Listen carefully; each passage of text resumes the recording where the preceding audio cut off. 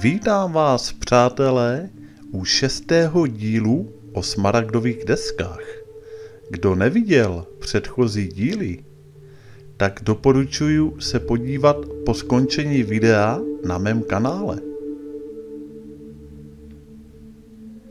Naslouchej, o člověče, moudrosti magie.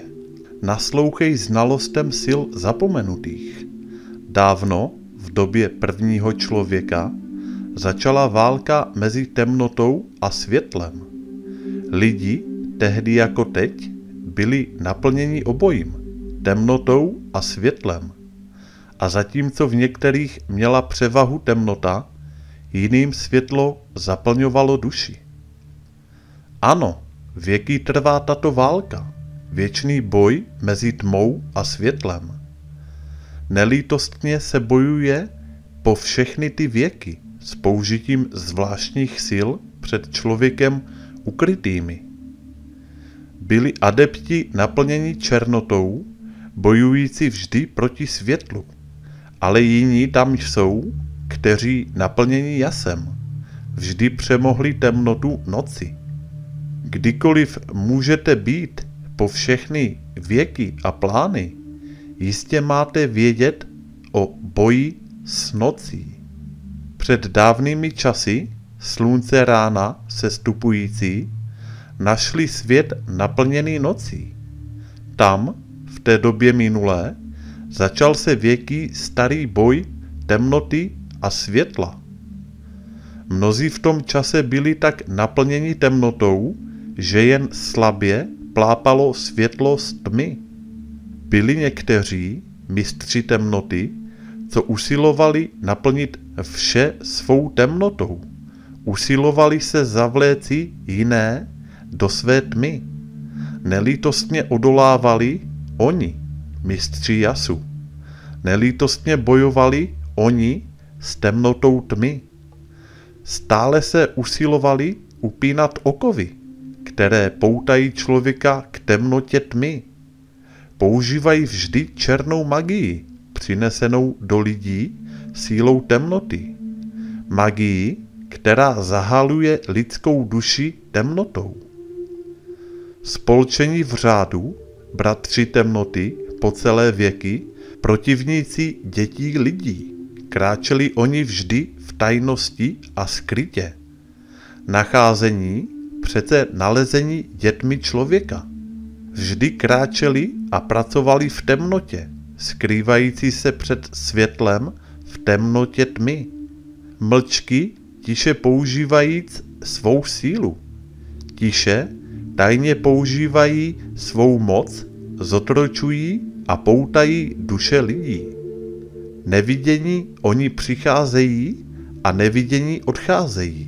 Člověk ve své neznalosti volá je zdola. Temno je způsob cestování temných bratrů. Temno temnoty, ne noci. Cestují nad zemí, prochází sny člověka.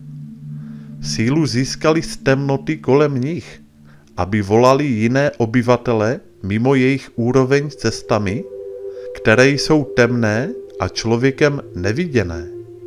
Do prostoru mysle člověka sahají temní bratři. Kolem něj uzavřou závoj své tmy. Tam během života ta duše žije v otroctví, svázaná okovy závoje tmy.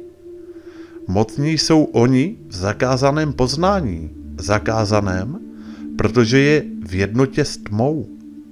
Naslouchej ty, o člověče, a slyš moje varování. Buď svobodný od otroctví tmy. Nevzdej se své duše bratrům temnoty. Drž svou tvář vždy obrácenou k světlu. Nevíš, o člověče, že tvůj smutek přišel jen skrze závoj tmy? Ano, člověče, dbej mých varování. Snaž se vždy stoupat, obracej svou duši ke světlu. Protože dobře oni vědí, že ti, kteří cestují vysoko ke slunci na své cestě světla, mají ohromnou ba ještě větší sílu spoustat temnotou děti světla. Naslouchej, o člověče, tomu, kdo k tobě přichází, ale zvaž, jestli budou jeho slova ze světla, protože jsou mnozí, kteří kráčejí v temném jasu a přece nejsou dětmi světla. Jednoduché je následovat jejich cestu. Jednoduché následovat cestu, kterou vedou. Ale i tak, o člověče, dbej mých varování. Světlo přijde jen k tomu, kdo usiluje. Těžká je cesta, která vede k moudrosti. Těžká je cesta, která vede ke světlu. Mnoho vy najdete skal na vaší cestě. Mnoho vrchů, na kterých je třeba vyšplhat směrem ke světlu. Ale přece věz, o člověče, o tom, že ten, který zvítězil, svobodný bude na cestě světla. Nikdy nenásleduj temných bratří, vždy buď dítěm světla, protože věz, o člověče, nakonec světlo musí zvítězit a temnota a noc budou ze světla vyhoštěny. Poslouchej, o člověče, a dbej této moudrosti. Tak jako temnota, zrovna tak je světlo. Když temnota bude vyhoštěna a všechny závoje roztrženy, ven z temnoty bude probleskovat světlo. Tak jako jestvují mezi lidmi temní bratři, zrovna tak jsou tam bratři světla, protivníci bratří temnoty, usilující se osvobodit lidi z tmy. Síly mají mohutné a mocné, znalí zákona, jaký planety poslouchají. Pracují vždy v souladu a pořádku, osvobozují lidské duše od otroctví tmy. Tajní a skryti stejně kráčejí, nepoznaní dětmi lidí. Přece věz, že vždy kráčejí s tebou, ukazují cestu dětem člověka. Vždy oni bojovali proti temným bratřím, zdolávali a zdolávají čas bez konce. Přece vždy světlo bude nakonec pánem, odežené pryč temnotu tmy. Vždy, člověče, buď toho znalý. Stále vedle tebe kráčejí děti světla. Mistři síly slunce, nikdy nevidění, přece však ochránci lidí. Otevřená pro všechny je jejich cesta, otevřená pro toho, kdo bude kráčet ve světle. Osvobození jsou oni od temných amenty, osvobození jsou od síní, kde život vládne svrchovaně. Sluncemi jsou oni pány rána, dětmi světla, aby zářili mezi lidmi. Jsou jako člověk a přece se liší. Nikdy v minulosti nebyli odděleni. Jedním byli ve věčné jednotě přes celý prostor od začátku času. Přišli v jednotě s celkem, z prvoprostoru, formování a neformování. Dali člověku tajemství, kterého budou střežit a chránit ode všeho ublížení. Ten, kdo by cestoval cestou mistra, svobodný musí být od otroctví tmy. Přemoci on musí beztvaré a beztvářné. Přemoci on musí fantoma strachu. Poznání musí získat všech tajemství, cestovat cestou, která vede temnotou, ale přece stále před sebou udržuje světlo svého cíle. Překážky ohromné potkají ho na cestě, přece má pokračovat k světlu slunce. Poslyš, o člověče, slunce je symbol světla, které září na konci tvé cesty. Teď tobě odevzdávám tajemství, jak se utkat s temnou silou, utkat a porazit strach z tmy. Jen znalostí můžeš zvítězit, jen znalostí můžeš mít světlo. Teď dávám ti znalosti, známé mistrům, znalosti, které porazí všechny temné strachy. Použij jich, moudrost, kterou ti dávám. Pánem budeš nad bratry tmy. Když k tobě přijde pocit, přitahující tě blíž k temné bráně, prověř své srdce a zjistí, jestli pocit, který máš, pochází zevnitř. Když najdeš temnotu svých vlastních myšlenek, odstraň je pryč z místa ve své mysli. Pošli přes své tělo vlnu vibrace, nepravidelnou první a pravidelnou druhou, opakovaně znovu a znovu až do osvobození. Nastartuj vlnovou sílu v mozkovém centru. Směruj ji ve vlnách od hlavy po chodidla.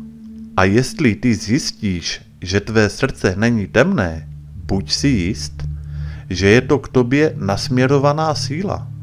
Jen když budeš znalý, můžeš to přemoci. Jen s moudrostí můžeš doufat, že budeš svobodný. Znalost přináší moudrost a moudrost je síla. Dosáhni to a budeš mít moc nade vším. Hledej nejdřív místo spojené s temnotou. Umístí kruh kolem sebe, stůj v příjmeně uprostřed kruhu. Použij tuto formulaci a budeš svobodný. Zdvihni své ruce k temnému místu nad sebou. Zavři oči a načerpej světlo. Volej k duchu světla přes časoprostor, použij tyto slova a budeš svobodný. Naplň moje tělo duchem světla. Přijď z květu, který září skrze temnotu. Přijď ze síní, kde 7 pánů vládne. Volám jej jmény. Já těch 7. 3, 4, 5 a 6, 7, 8, 9.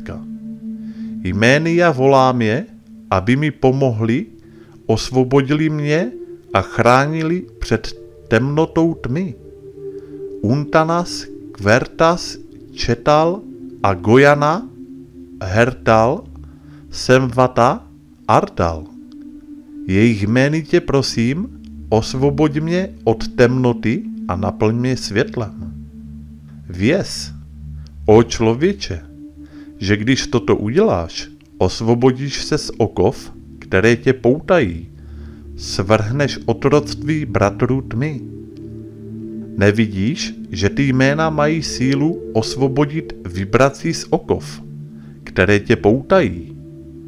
Použij jich podle potřeby na osvobození svého bratra, aby on rovněž mohl vyjít ven z tmy. Ty, o člověče, jsi pomocníkem svého bratra. Nenech ho ležet v otroctví tmy. Teď tobě dávám svou magii. Vezmi si ji a setrvej na cestě světla. Světlo na tebe, život tobě, sluncem smíš ty být na cyklu nahoře.